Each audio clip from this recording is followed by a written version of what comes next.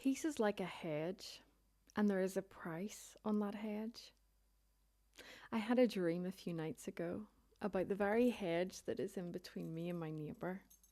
And in the dream, there was a note of money on the hedge. And it was a strange note because it was a note that actually doesn't exist. It was a note for £15. And as I picked up the note on the hedge, I went to my neighbour's house to see if they had dropped this note. And I knew that God was talking to me about the price of the hedge of peace.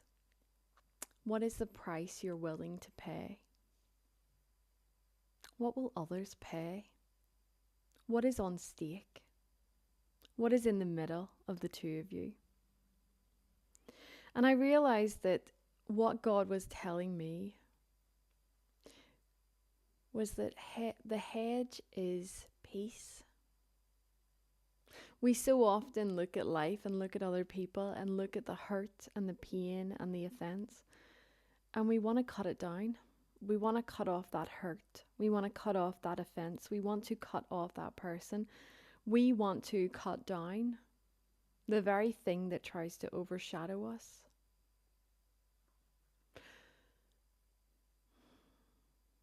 But don't cut off your nose just to spite your face. Don't cut down that hedge because of the neighbour. Don't cut peace out of your life because of a person. Peace builds around you a wall.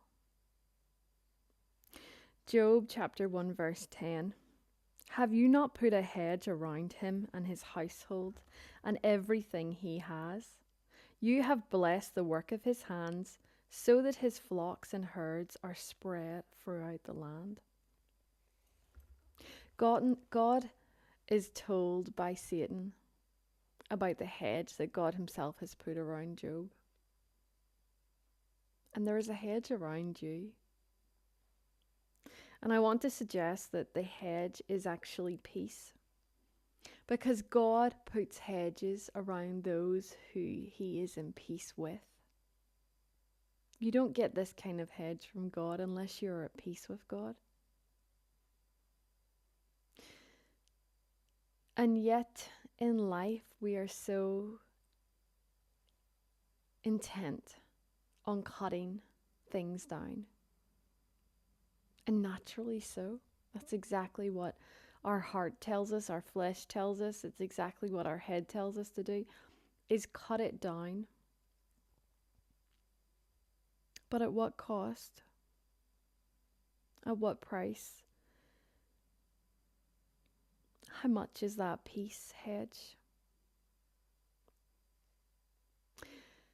What if the hedge of peace, when you cut it down, is actually a hedge of protection that you're cutting?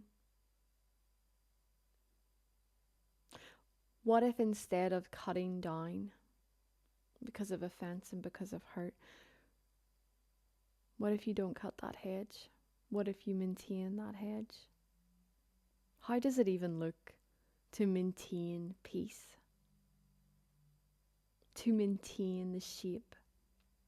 To maintain the boundary? Hedges are protection. Hedges are covering.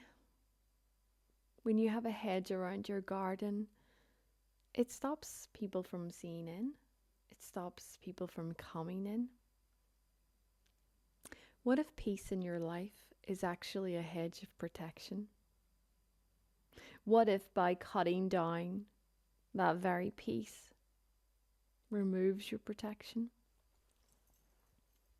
And I'm so very much reminded of another story of Isaac, who was building wells and ended up, unfortunately, in a bit of a disagreement over these wells because someone else said they belonged to them. And yet Isaac maintains peace at the cost of a well. And he does this a few times.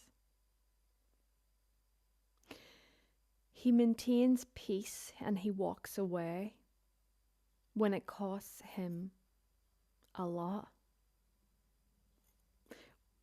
When water was essential,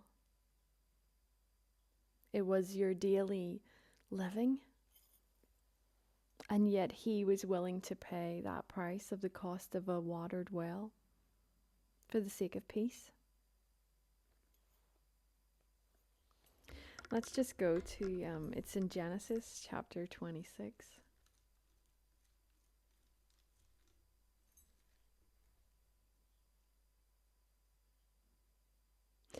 And verse 28. They said, "We see plainly that the Lord has been with you." So we said, "Let there be a sworn pact between us, between you and us, and let us make a covenant with you, that you will do us no harm, just as we have not touched you, and have done to you nothing but good, and have sent you away in peace. You are now the blessed of the Lord." And this was far from the truth. They said that we have done you no harm.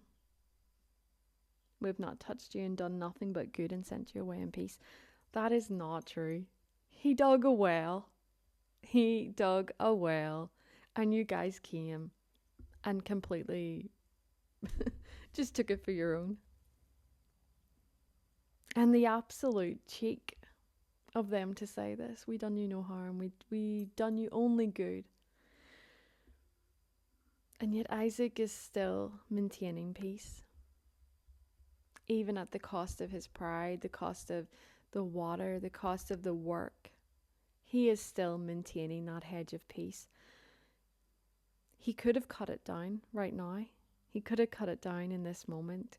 He could have left himself open to attack from these people. And yet instead of cutting off this hedge in between them, instead of cutting off the peace in between them, he maintained the hedge. He trimmed it a little bit here, trimmed it a little bit there, and kept it in shape. Romans chapter 12, verse 18. If it is possible, as far as it depends on you, live at peace with everyone. If it's possible, and as far as it depends on you, live at peace with everyone. And so that's where I'm going to leave you today. Leave the hedge of peace, because it is for your protection. Maintain it, trim it. Don't go swinging your sword at your neighbour in that hedge in between you both. It will only leave you open and vulnerable to a future attack. Walk away in peace, like Isaac. God bless.